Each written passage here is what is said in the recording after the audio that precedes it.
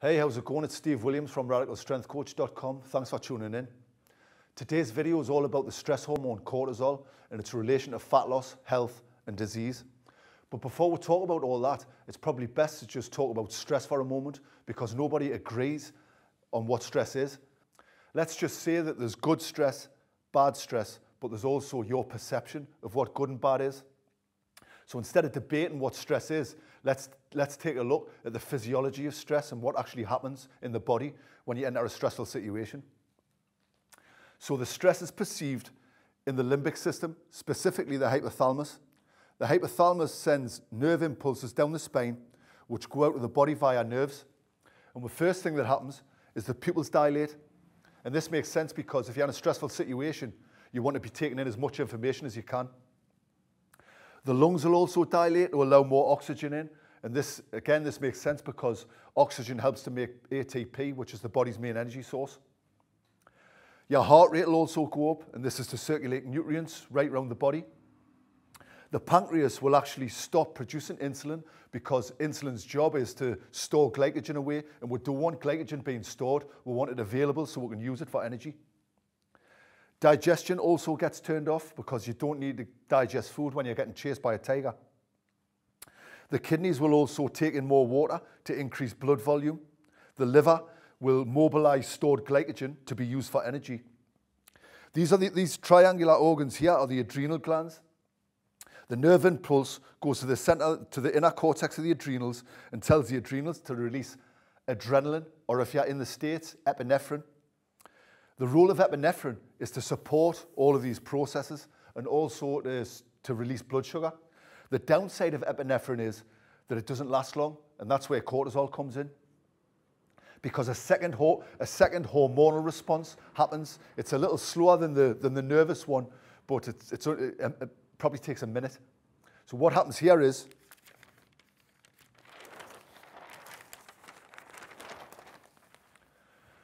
the stress is perceived in the hypothalamus.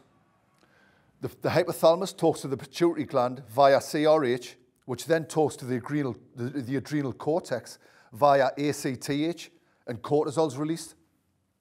There's another hormone that's released by the adrenal glands, and that's aldosterone. The role of aldosterone is to take in more water to increase blood volume. So now we've talked about the physiology of stress. Let's now take a look at the impacts that high cortisol has on the body. So the first thing it does is it increases appetite. This makes sense because increased food means increased glucose to use for energy. It also decreases muscle mass. Cortisol can convert fatty acids, glycogen, but also amino acids back into glucose to use for energy. So because your muscle's made of amino acids, high cortisol levels will decrease muscle mass. High cortisol levels have also been shown to burn peripheral body fat, but it increases visceral fat, and that promotes inflammation. Cortisol is the awakening hormone. When cortisol's up, melatonin's down, so this affects sleep. High cortisol levels also affect the frontal lobe activity. The frontal lobe is associated with things like depression, lack of willpower, and lack of motivation. High cortisol levels are also associated with a decline in hippocampus function. The role of the hippocampus is to convert short-term to long-term memory, and this has been shown to be one of the first things to go in early Alzheimer's. High cortisol levels also decrease thyroid function, so that's going to affect everything that's fat loss. Cortisol's main role is to increase blood sugar, as I've already said. Increased blood sugar will cause increased insulin, which will increase a thing called, I mentioned this in the last video, interleukin-6. It's a pro-inflammatory hormone, which will then increase cortisol, so you've now got another vicious cycle. High cortisol levels have also been known to decrease pituitary gland function, and this can manifest as low sex hormone production, low growth hormone production, and low thyroid function. High cortisol levels will also decrease something called secretory IgA. This is a thin mucus layer that lines the wall of your intestinal tract, and it's your body's first line of defense against pathogens. So if you've got low secretory IgA, you're putting yourself at greater risk of infection. High cortisol levels have also been associated with a decrease in bone mass.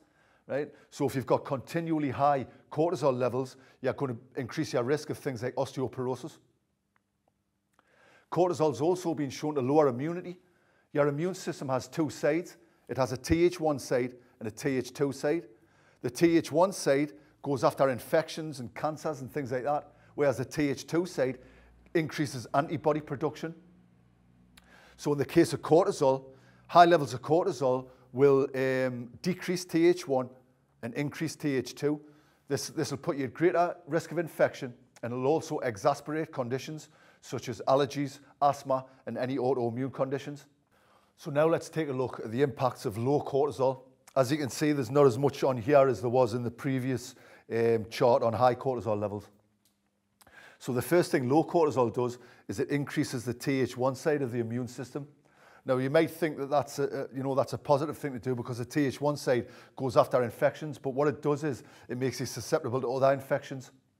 So low cortisol levels will also decrease your antibody production.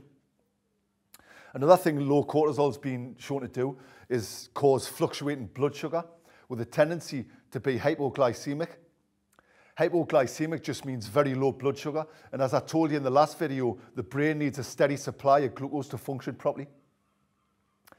Another thing low cortisol does is it causes conditions such as seasonal affective disorder, fibromyalgia, and chronic fatigue syndrome. Low cortisol levels are also associated with something called substance P.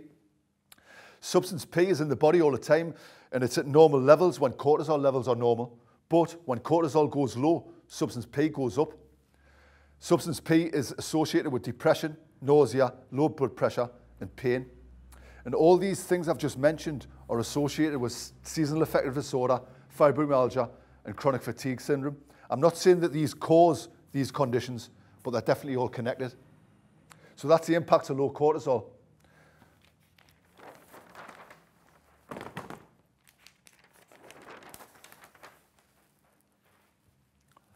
Let's now take a look at normal cortisol rhythm. So in the morning, cortisol's at its highest. Cortisol's the awakening hormone. At the same time, melatonin's low. As the day goes on, cortisol drops and melatonin goes high. So this is what happens in normal physiology. But life in the 21st century is far from normal, and you've got lots of things disrupting all this, which we're going to go into now. So now let's take a look at the problem. The problem is 21st century life disrupts cortisol function, and here's what it looks like. Family, work, and relationship problems, financial or health worries, poor diet, excessive caffeine, lack of exercise, and environmental toxins.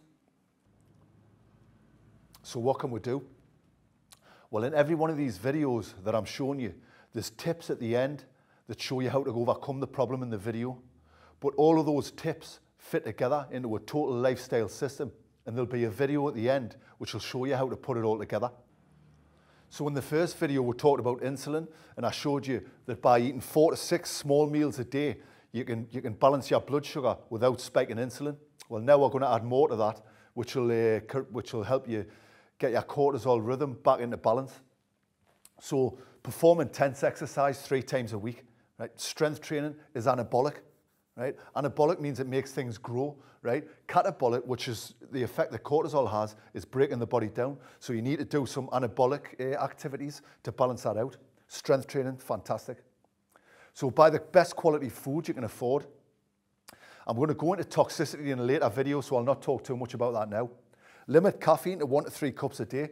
Some people might say 3 cups is too much, but there's different types of people out there. Some people do well on coffee and some people don't. Don't have any coffee after 3 p.m. Sleep away from electrical appliances in your bedroom because they will stimulate cortisol.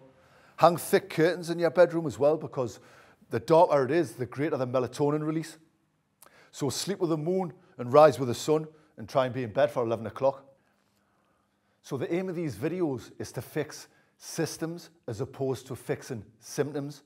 This gives you more bang for your buck. In the next video, I want to show you how by fixing one system, you'll impact every other system in the body. That's the digestive system. Fixing the digestive system is massive, and it's next.